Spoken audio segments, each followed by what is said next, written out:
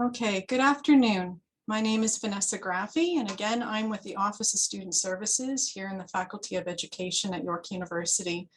Thank you for joining us. I'm sure you are all excited or itching to move along into your second year of the Bachelor of Education program and successfully graduate next spring and be on your way into the schools and into the boards working as a certified teacher. I think I have sort of put aside about an hour that I am going to be moving along with the information to guide you over the next few months and what our plans are. But before we move into the official slides and information, I want to welcome Dr. Sue Winton, our undergraduate program director. She will be joining us to respond to any questions that you may have. We also have Lindsay Lamore, our Associate Director of Experiential Education. She will be here to speak to a few slides about your practicum. And I have with me not all my advisors, but I have Teresa and I have Sering here with me today. And I also have one of our work study students who's joined us in the office over the summer, and her name's Raksheen. So again, before we begin the slides, I'd like to do the land acknowledgement. As this meeting is virtual and we are not all gathered in the same space, I recognize that this land acknowledgement might not be for the territory that you are currently on. We ask that if this is the case, you take the responsibility to acknowledge the traditional territory you're on and the current treaty holders. York University recognizes that many Indigenous nations have long-standing relationships with the territories upon which York University campuses are located that precede the establishment of York University. York University acknowledges its presence on the traditional territory of many Indigenous nations. The area known as Taktarontak has been cared and taken by the Anishinaabe Nation, the Haudenosaunee Confederacy, and the Huron-Wendat. It is now home to many First Nation, Inuit, and Métis communities. We acknowledge the current treaty holders, the Mississaugas of the Credit First Nation. This territory is subject to the Dish with One Spoon Wampum Belt Covenant, an agreement to peaceably share and care for the Great Lakes region. So to start, your advising packages. When are you going to get them? What's going on in the fall and the winter? What's my schedule going to look like? So we've been getting lots of questions. And the team, Mark, Teresa, and Jane, have been working on the advising packages. I get to do the official last look. That will be tomorrow. Make sure that we've captured the information needed. I was also waiting to finish off these town halls from last week and today's. So if there's information that we're hearing about in today's town hall, that I'd be able to put them in the advising package. So the goal is that the advising packages will be sent out on Wednesday, June the 1st. It will be sent out by email as an attachment. You all know, please check your junk spam mail. Again, I think it's still going there.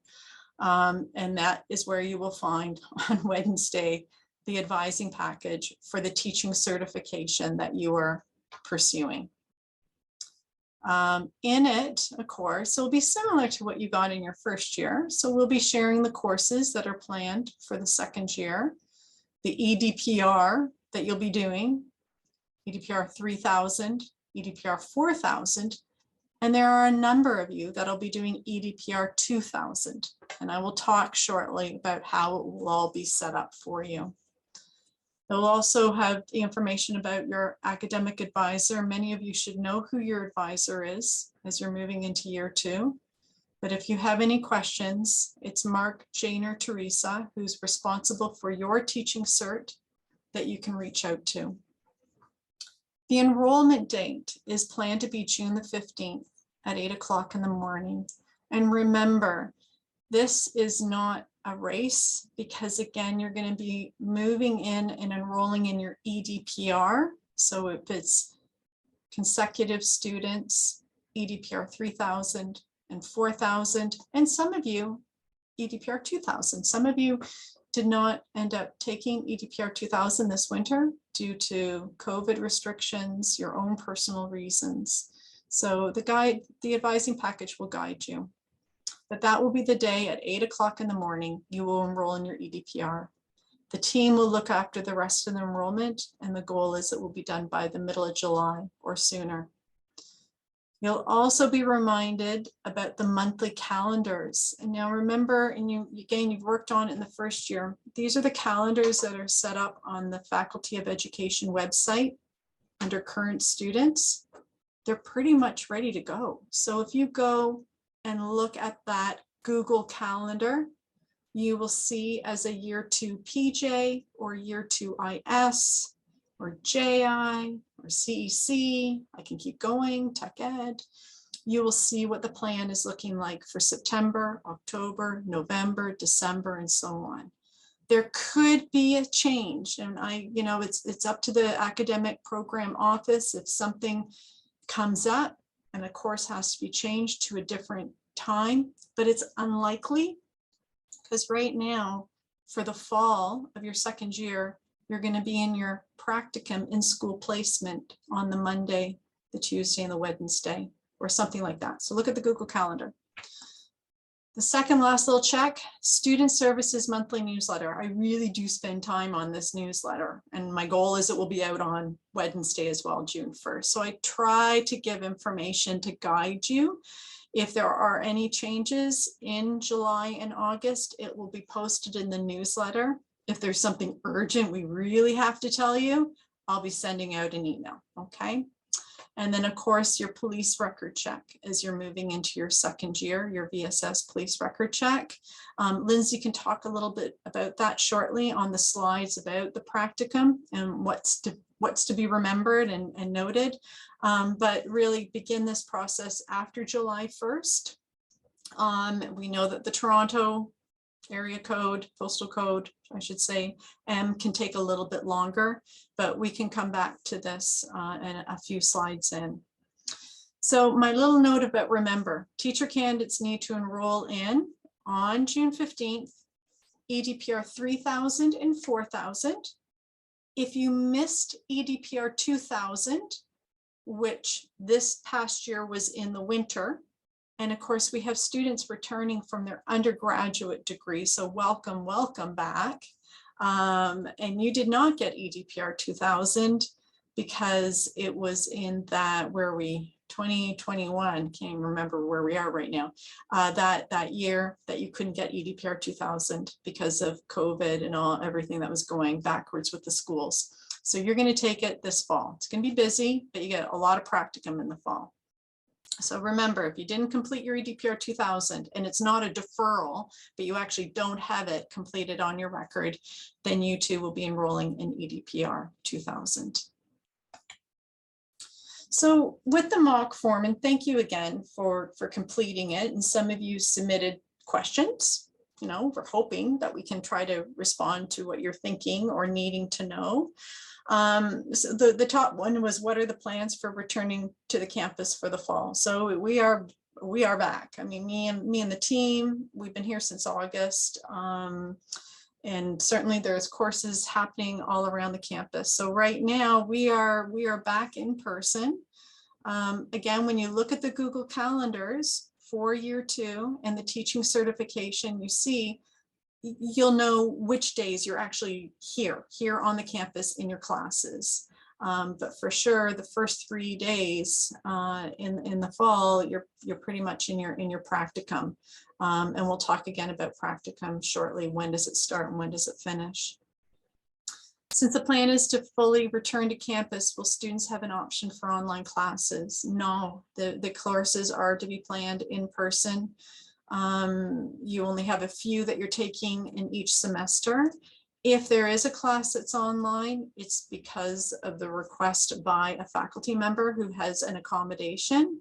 I should actually backtrack. What will be not offered on campus, but will in fact be asynchronous, are the ed electives. So if you have not completed your education electives this summer, some of you have, we had a lot of interest in picking up summer ed electives, and you need to do it in the winter to finish off, those will be asynchronous. Okay. Can we plan our schedule? So you remember in the first year, courses are pretty much set. The times are planned already. It's a package program. I keep sort of saying that word. But we do know that sometimes there's a course, I don't know, EDF something, 4200, something like that. Maybe there's an 8:30, maybe there's an 11:30, and there's a 2:30, all on the Tuesday. And so which one do you want? Ideally, we just do the mapping in. But if you've got, like we've been hearing from other students, I have a drive-in with another BED student, and we'd love to be sort of together because we're sharing carpooling. Well, those are some of the accommodations that we can try to make. And we've also had, you know, parents who are needing to drop off a child at school or at daycare. And so a bit of a flexible schedule can help them out. If that is your case, don't write and say because you're not a morning person. But if it is a real need, then you can reach out to your academic advisor and they will try their best to do a planning that fits with your schedule for year 2. Again, ed electives will be available. Sorry, I should have taken that one out the summer, but yeah, they were offered in the summer. And we have another group of electives starting in the C2 session. So if any of you are itching to finally get that second or third one done, maybe that C2 will work for you this summer. If not, you've got the winter that you can do it through asynchronous. And yeah, there'll be options for ed electives for primary, junior, and JI. You need to do the math and the literacy, or the math, or intermediate senior. You've got an option of anything. You could take a math if you want. My goal is hopefully to also share the elective list on June 1st as well, that you would be enrolling for the winter term. But I just need to do some last minute looking of it. If it's not, it'll come out very soon. When's the first day back? So we are back after Labor Day weekend. Again, your first year, we were telling you, you know, summer plans are over. Be with us at the end of August for your first year of the BED. Not so going into your second year. You will be starting after the Labor Day weekend. Again, the Google calendars have it planned, what it looks like for that first week and what it looks like going into the second week. But that first week, as I've noted here, you actually have a couple of classes. I think it's like on the Thursday or something, or on the Friday. And then September the 12th, 13th, and 14th, it's the Ontario College of Teachers. Again, they're going to be here. They're going to talk about membership, you know, as you're moving on now in your second year, get you ready, apply for your membership number. And you'll also have your practicum meetings that week to get you ready for your year 2 EDPR 2000 and or the 3000, 4000. So I thought maybe this would help. Again, EDPR 2000, not everyone here is going to have to take it because you may have completed it this winter. But if you are taking EDPR 2000, you really got to start your in-school placements.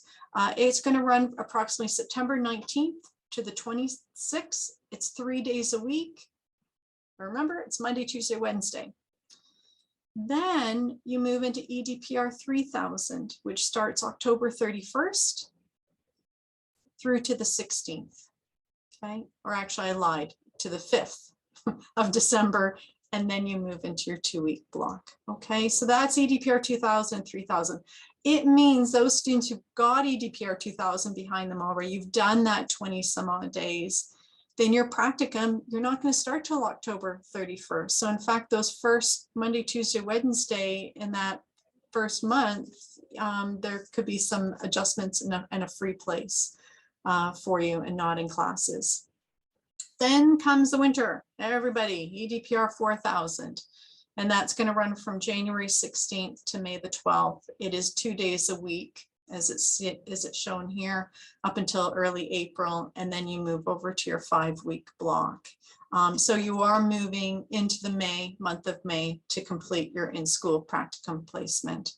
Can't say it enough, please visit the BED program calendars. There's the link on our website, and it will show you what the schedule is looking like for the fall and the winter.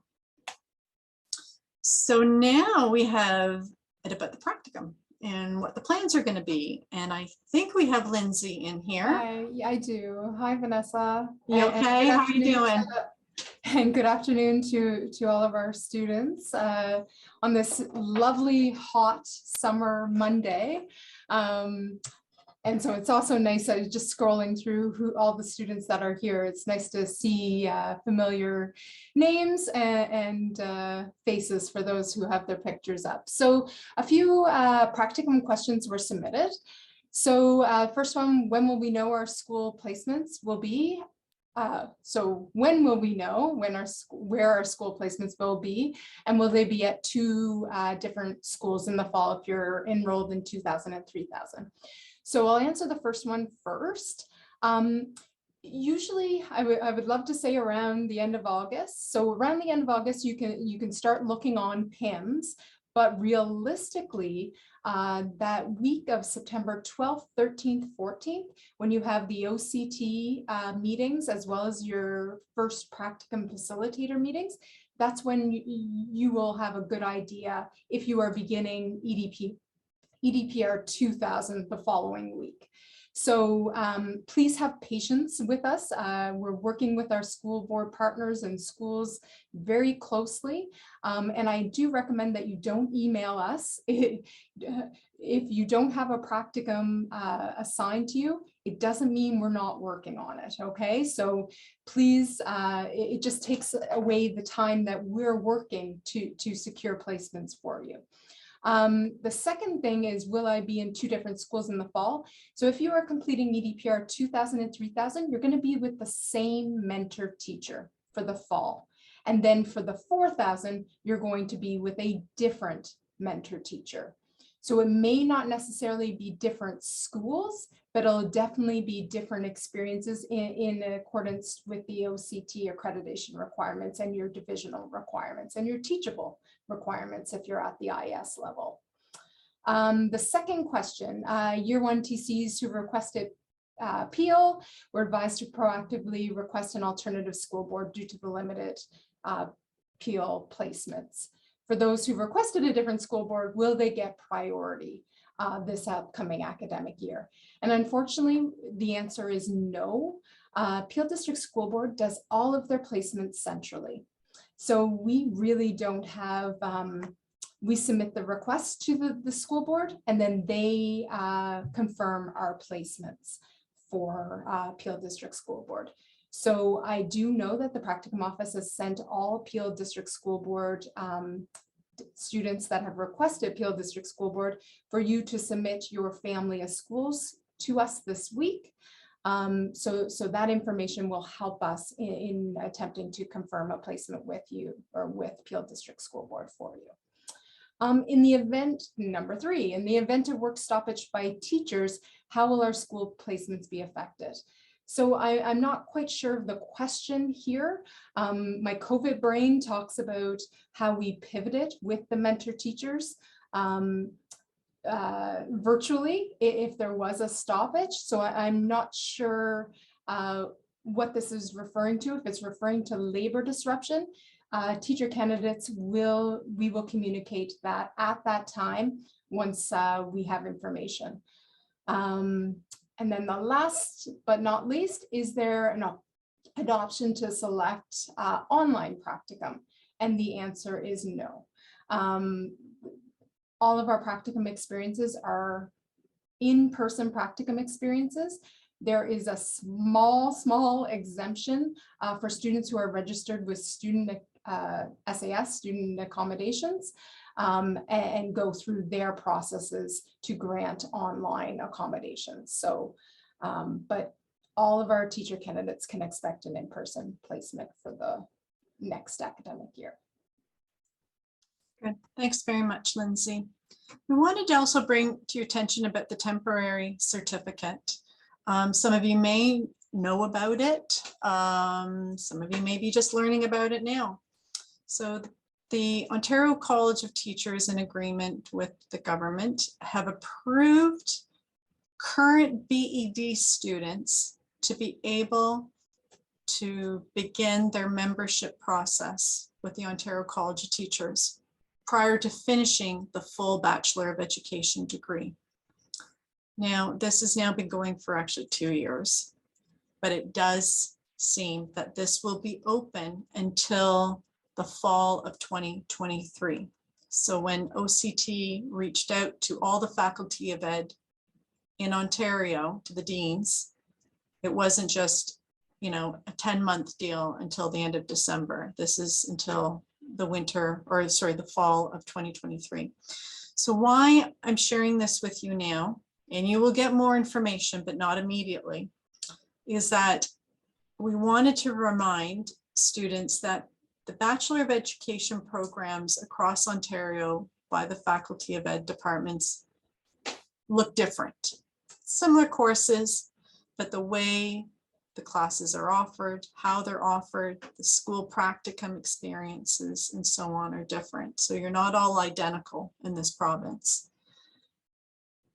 But what was approved by the program office, the associate dean, is that the earliest that we will send a temporary certificate for our students is when they have completed pretty much all the courses. So think of yourself next March when you're finishing up the remaining of your classes here on campus, and that you're moving along well in your EDPR 4000.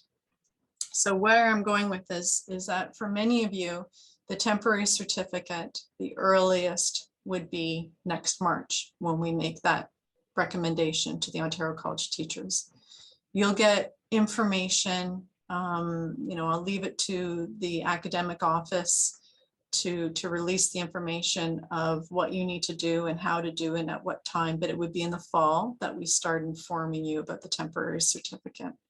Now, I do know there are some of you that are with us today that may be coming back to complete EDPR 4000 in the fall or EDPR 3000, but you've completed pretty much all your courses. So that could be a different conversation where we could work with you, and you will reach out to your academic advisor about planning the temporary certificate maybe in the fall while you're in your EDPR 4000. Okay, so I just want to share that I recognize that not all of you are identical. There are some of you who only have to come back to complete their in-school practicum for the fall.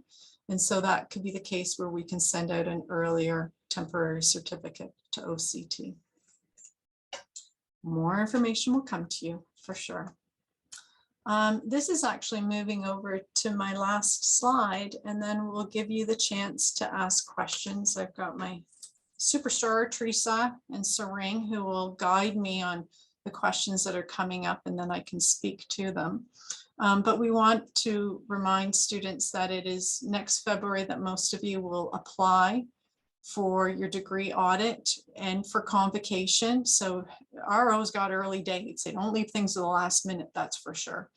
And we have to abide by them too. So by the end of October 2020, or sorry, end of February 2023, you will be applying for your degree audit.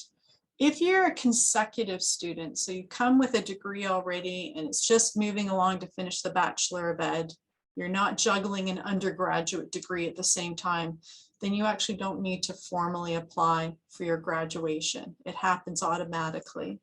But as a concurrent student who's been doing both their undergrad and their BEd, you do need to apply for degree audit because your undergraduate program has to be assessed by the registrar's office.